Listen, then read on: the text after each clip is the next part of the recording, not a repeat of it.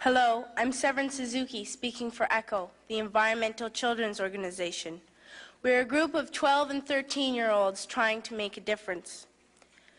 Vanessa Seti, Morgan Geisler, Michelle Quigg, and me. We've raised all the money to come here ourselves, to come 5,000 miles to tell you adults you must change your ways.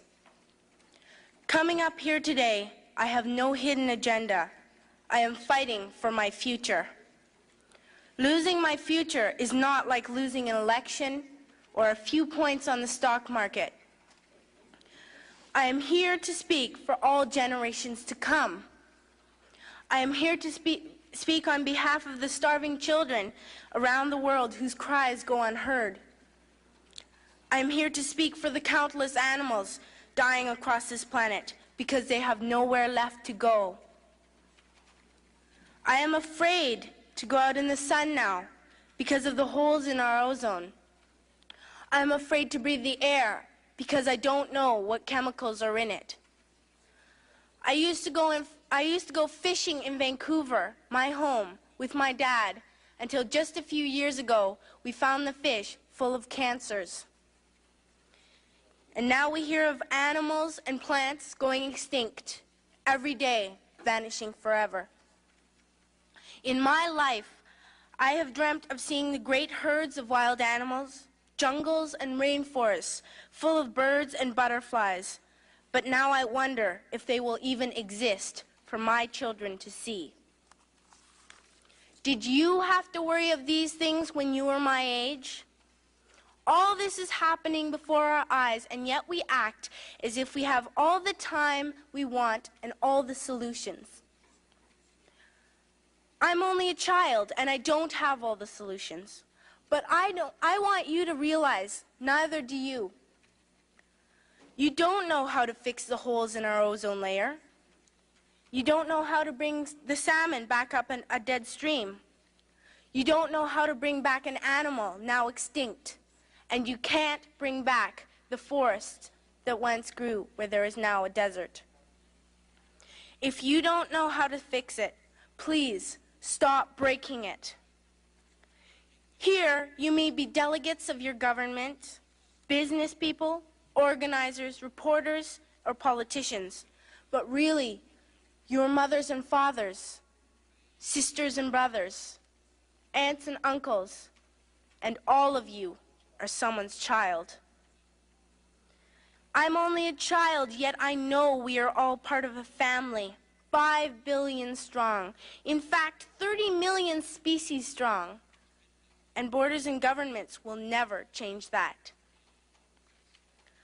I'm only a child, yet I know we are all in this together and should act as one single world towards one single goal. In my anger, I am not blind, and in my fear, I am not afraid of telling the world how I feel. In my country, we make so much waste. We buy and throw away, buy and throw away, buy and throw away, and yet northern countries will not share with the needy. Even when we have more than enough, we are afraid to share. We are afraid to let go of some of our wealth. In Canada, we live the privileged life, with plenty of food, water, and shelter. We have watches, bicycles, computers, and television sets. The list could go on for 2 days.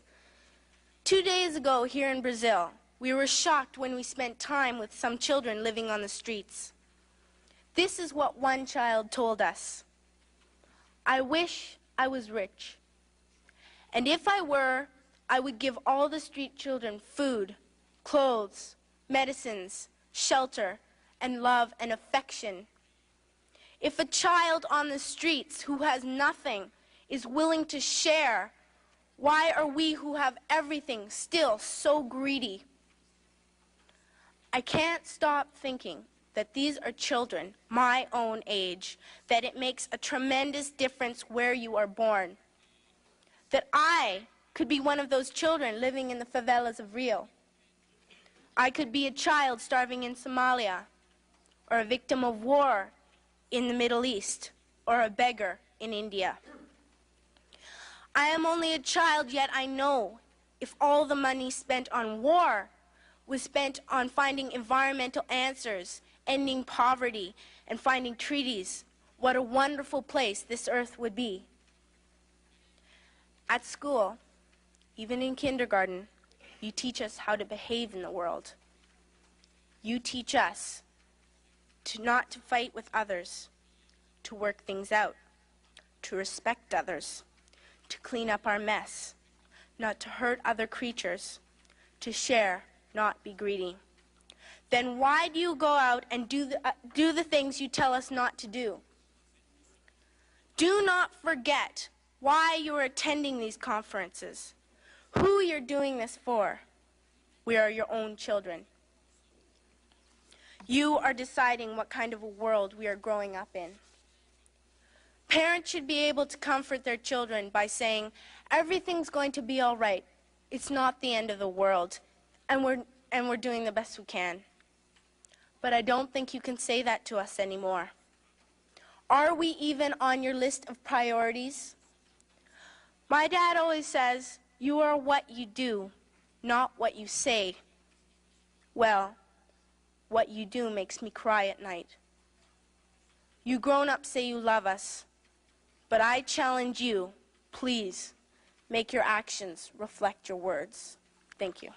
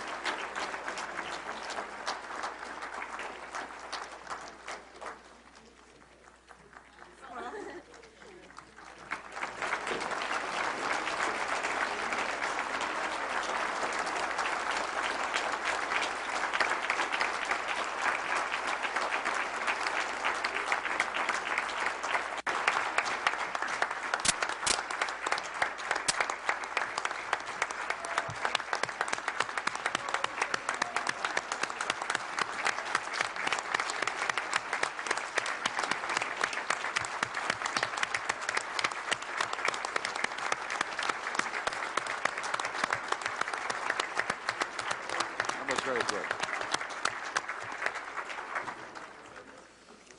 I would like to thank you, the four of you, for your participation in this conference and for reminding us that we are responsible for the world and for the future generations, and also for reminding us that we are responsible not only for our words but also for our actions.